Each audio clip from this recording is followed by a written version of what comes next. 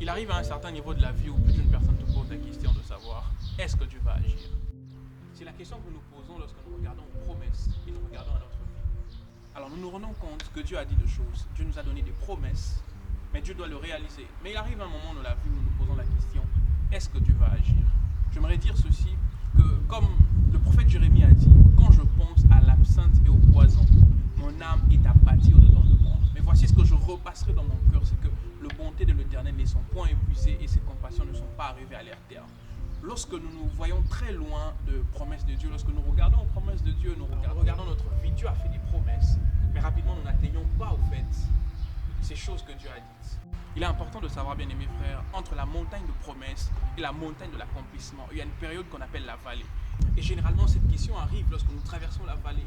Lorsque nous avons de promesses, nous regardons à notre vie, nous voyons que les choses ne sont pas la même chose. Alors j'aimerais nous donner ici deux choses qui feront en sorte de traverser cette vallée en gardant notre cœur attaché à Dieu et en espérant voir quelque chose de meilleur. La première des choses, ça s'appelle parler à son âme. Le psalmiste, le roi David, est en train de dire ceci. Mon âme, pourquoi t'as battu au-dedans de moi?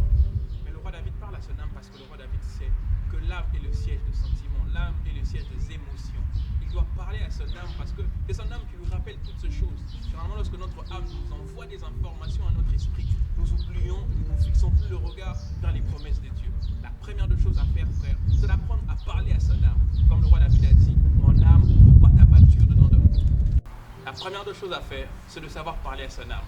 Parce que notre âme, c'est le siège de sentiments, le siège des émotions. Il arrive que l'âme nous envoie des informations en nous montrant notre situation actuelle, en nous parlant de ce que nous sommes en train de passer.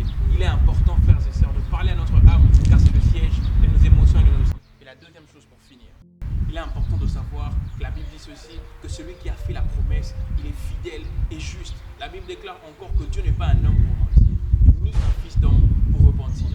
Un dernier texte que j'aimerais nous donner, la Bible déclare que je connais le projet que je formais sur toi, un projet de paix et de bonheur.